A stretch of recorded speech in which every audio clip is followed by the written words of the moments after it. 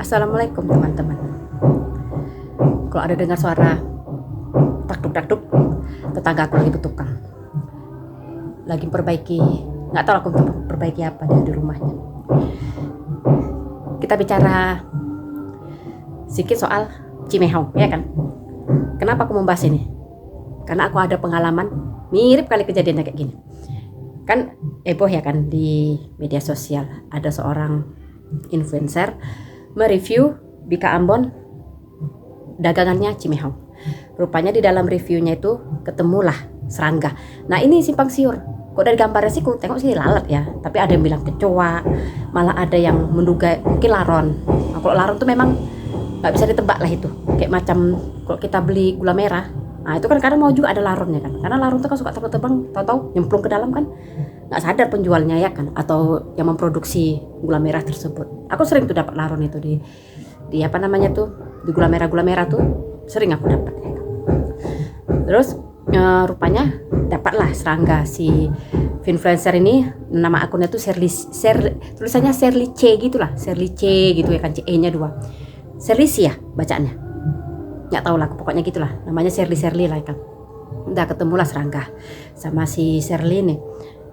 Dah rupanya Cimehong nggak terima dia, marah lah dia ya kan. Dituduhnya si influencer ini, si Serli ini panjat sosial sama dia. Sekarang aku mau cerita lah dulu ya. Dulu di Medan ini setiap tahunnya, tapi sejak corona tuh kayaknya masih datang nggak ya? Nggak pernah lagi ke sana aku. Setiap bulan puasa itu di Medan selalu ada yang namanya Ramadan Fair. Itu segala pedagang itu, dari pedagang makanan, baju, aksesoris, mainan anak-anak, ngumpul lah semua situ jualan ya kan. Terus jadi waktu itu aku kan masih kerja di kantor. Kerja di kantor, jadi pulang kantor kan jam 5. Nah, diajak lah sama kawan-kawan kerja di kantor aku. Mungkin kalian heran, kok kantor? Kan bukannya babu aku sekarang ya kan. Memang aku sekarang ngebabu aku sekarang ya kan. Tapi dulu waktu masih mudanya aku sempat aku merasakan jadi pegawai kantor ya kan, di bagian bidang stok ya kan. Bagian stok lah, aku ngitung-ngitung barang masuk, barang keluar. Ya tapi yang namanya, kalian tahu kan Indonesia nih kayak mana, kok namanya pegawai wanita itu berbatas usia. Kalau kalian tahu ya kan, kok masa dulu masih cari-cari lowongan kerja di koran-koran ya kan, itu kebanyakan umur 25 tahun ke atas sudah susah cari kerja. Kebanyakan terima dari umur fresh graduate, umur 18 tahun sampai 25 tahun. Nah aku waktu itu masih muda lah, masih umur 23, 24 gitu ya kan, masih bisa lah terima sebagai pegawai kantor ya kan. Jadi bentar, panas kepingat aku. Jadi aku bulan puasa, jadi janjian lah sama kawan-kawan kantor aku, yuk ke Ramadan Fair yuk, rame-rame sekalian buka puasa bersama ya kan.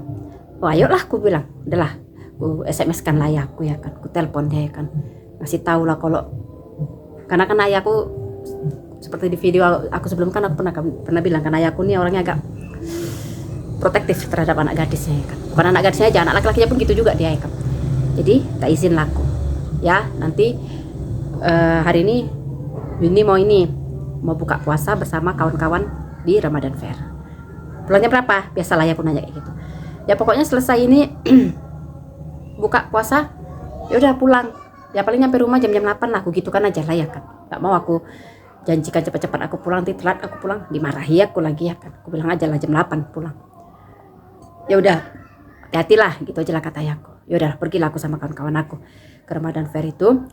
Kucuk datang kami ya kan, tengok mak ramenya minta ampun, bergerombolan manusia. Aku udah gini juga ya kan, sorry kalau aku asik ngelap aja, panas soalnya. Jadi apa namanya tuh, rame kali, kira-kira dapat tempat gak kita nih woi, aku bilang lagi gitu sama kawan-kawan aku. Ya udah cari aja lah dulu, jalan-jalan dapatlah kami satu meja.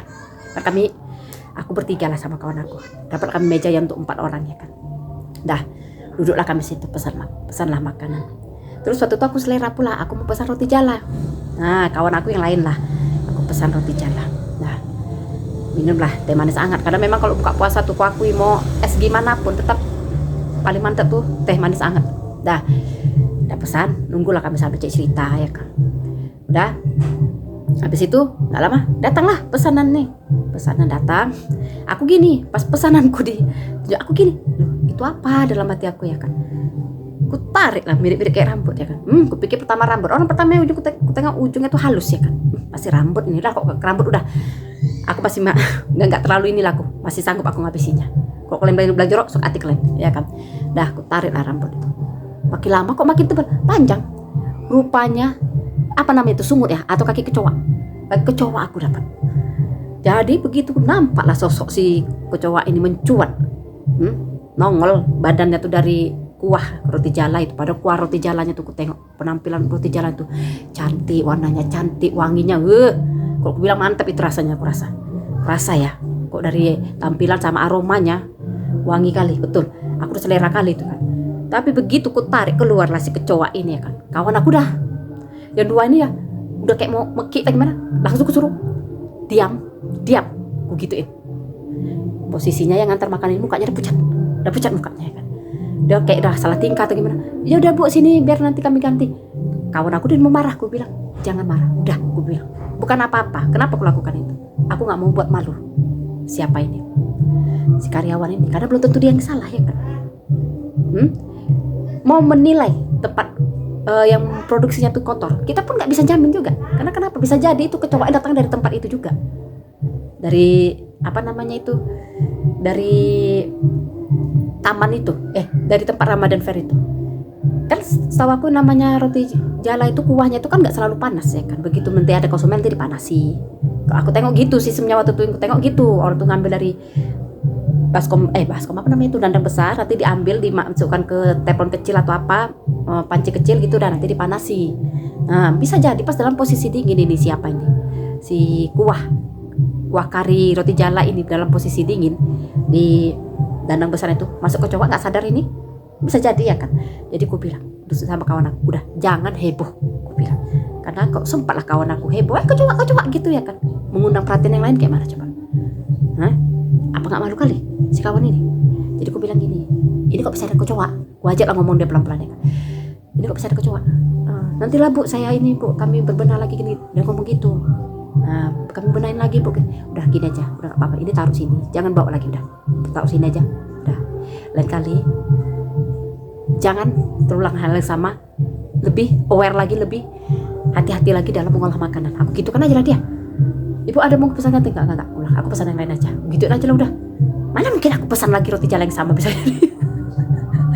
Malah aku bilang kalau rambut aku masih bisa aku maklumi, tapi kok ada namanya kecoa kayak mana, nggak bisa. Kecoa tuh kita tahu lah dari kemana-mana dia berjalan ya kan. Tapi jangan dari WC pun kita nggak tahu ya kan. Udah, aku pesan yang lain aja, udah nggak apa-apa. Yang ini udah nggak apa-apa. Aku bangsanya gimana ya, aku bilang. Dibilang kok kalian bilang bodoh? Ya suka hati kalian lah ya kan. Tapi aku masa nggak tegaan, jadi ya ini tetap aja aku bayar, udah nggak apa-apa. Aku tadi ini aku bayar aja, udah nggak apa-apa. Aku bilang nggak mau ribet, aku bilang nggak mau bikin heboh suasana di sana. Kok dibilang kapan aku bodoh kali koyon gini. Udah biarlah, kasihan dia, aku gitu aja udah. Cuman itu aku bilang sama si anak ini, bilang sama bosnya, kok bisa jangan terulang lagi. Aku bilang itu suku jumpanya sama aku gitu. Kok sempat sama orang lain? Aku orangnya nggak tegaan aku orang sebenarnya. Kalau aku jahat bisa aja kan. Teriak aku situ, ada kecoa gini, nggak tega aku betul. Karena aku memposisikan seandainya aku jadi si pegawai ini kayak mana, coba. Apa nggak merah pada muka awak gitu, nanti seluruh orang nengok iya awak ya kan. Satu lagi, takutnya gara-gara kita berteriak gitu, heboh di saat itu aku sama kawan-kawan aku, bisa jadi imbasnya bukan sama si penjual makanan ini aja, yang si roti jalan ini, bisa jadi berimbas sama yang lain-lain yang nggak jorok juga. Kan bisa jadi ya kan. Nah, itu pengalaman aku yang pertama, pengalaman aku di Ramadan Fair. Pengalaman aku yang kedua, nah itu dulu di dekat rumahku, tapi sekarang udah nggak ada lagi.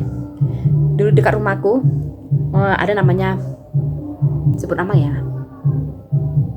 kita sebut aja namanya Bu Ana ya kan.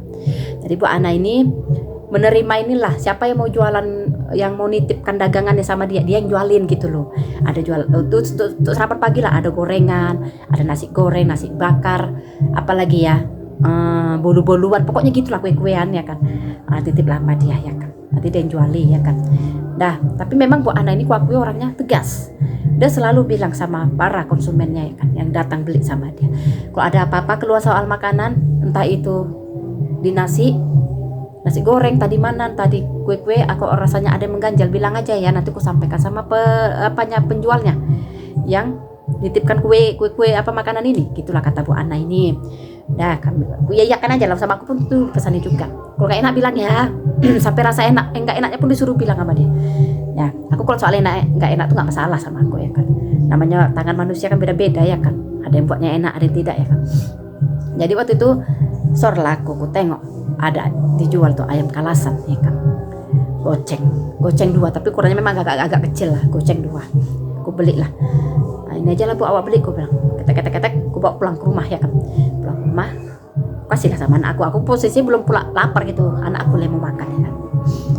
Jadi dia makan, anak aku si Yohana ini, aku memang lidahnya terlalu sensitif, terlalu sensitif. Jadi dia waktu itu dia makan gitu, Bun, kok aneh ya rasanya katanya. Nah, masa iya? Aku bilang, siapa itu? Ih, si kucing nih lah. Ngapain? Woi, bandel kan kucing tetangga, suka kali dikerok-kerok di pintu aku. Nah, kok nggak enak sih? Iya nggak enak Bun, nggak lah nggak mau makan katanya gitu. Ya udah taruh sana nanti Bunda yang makan. Aku bilang lah gitu ya kan. Aku gini, apanya anak aku nih, aku pikirkan. Jadi ku rasakan lah, pertama ayamnya itu bagian pinggirnya kan agak kering. Biasa aja kok, memang nggak terlalu enak lah aku bilang kan. Tapi kalau dibilang nggak enak kali ya nggak juga, masih bisa dimakan kok rasaku waktu itu ya kan. Jadi aku ambil sedikit, ujung rasaku masih bisa makan kok. Udahlah, aku ambil nasi aku tambahin lah sedikit nasinya karena anakku kan waktu itu makannya sedikit ya kan. Makanya sedikit aku tambahin lah, kok sama kurang lah ya kan. Dan aku tambahin, begitu aku belah si ayam ini, astagfirullahaladzim. Tahu kalian apa yang kurang Pak? Belatung. Berapa ekor? 5. Yang kecil-kecil itu, yang halus-halus, kayak ini, kayak apa namanya, kayak ulat cabai. Nah kayak gitu. Apa nggak terkejut aku, astagfirullahaladzim, aku sampai ngucap ya Allah ya Rabbi, sampai merinding aku, bulu-bulu aku pun berdiri ya kan. Aku lagi sama ulat kecil tuh, gilu aku. Jadi udahlah, nggak bisa nih, nggak bisa. Udah, aku buang ya kan, aku buang. Jadi besoknya aku datangilah Bu Ana ini. Tapi itu pun aku tunggu nggak ada pembeli di situ. Aku mau bicara empat mata sama Bu Ana. Udah begitu, belas nggak ada lagi pembeli. Aku ngomongnya halus lah, Bu Ana, semalam ibu ingat Bu, awak beli ayam kalasan 2 biji yang isinya 2, harganya goceng. Nah, kenapa? Tanya dia. Ada ulatnya loh Bu, aku bilang lah gitu. Nah, oh iya katanya. Ya udahlah, nanti aku bilang lah ya sama pembelinya. Terakhir dia curhat sama aku, inilah aku stresnya kalau jual punya orang, kata dia. Stresnya kenapa? Orang ini suka kalau buat makanan itu, jualannya itu lah, tuh gorengan atau apa gitu, banyak yang suka asal buat gitu loh. Kayak waktu itu pernah jumpa Bu Ana ini, ada keluhan bakwannya nggak mateng. Bakwannya kan dibikin tebel, rupanya dalamnya masih nggak mateng lah, masih kayak benyek adonan gitu. Satu. Yang kedua, ada jual sayurnya nggak mateng, keras katanya. Yang ketiga, apa lagi, kue brownies keras.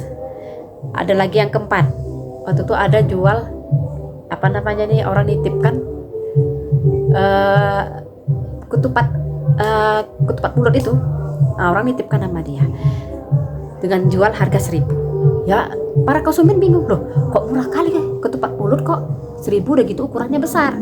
Karena biasanya rata-rata orang tuh beli pulut di pajak entah di mana gitu, ketupat pulut itu satu biji itu bisa harganya 2,5, malah ada yang 3.000. Udah habis itu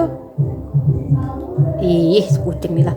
Nah habis itu penasaran lah para konsumen, kalau aku nggak beli karena memang kalau untuk ketupat pulut tuh kurang aku ya kan. Jadi dibelilah sama orang ini, beli, komplain lah, rupanya apa, isinya banyakan nasi, beras. Disampaikan lagi sama Bu Ana gitu, pokoknya kalau setiap komplain yang masuk disampaikannya langsung kan sama pedagang ini. Terakhir bankrupt lah, bangkrut, karena kebanyakan pedagang ini nggak terima dagangannya dikritik. Habis lama-lama, habis nggak jualan lagi.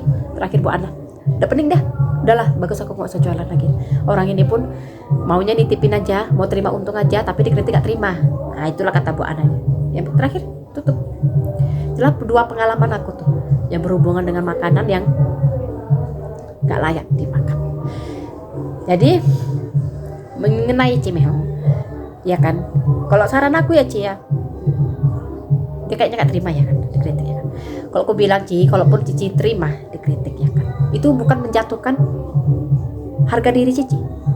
Lebih baik Cici ngomongnya gini, kalau aku jadi Cici, oh ya kalau memang benar itu nikah Ambon buatan saya, ya udah saya minta maaf ya kalau memang terjadi hal-hal yang tidak diinginkan. Untuk kedepannya saya usahakan untuk berbenah bagaimana kue-kue yang saya hasilkan ini jauh lebih berkualitas lagi dan jauh lebih bersih lagi. Udah gitu aja udah selesai sebenarnya masalahnya.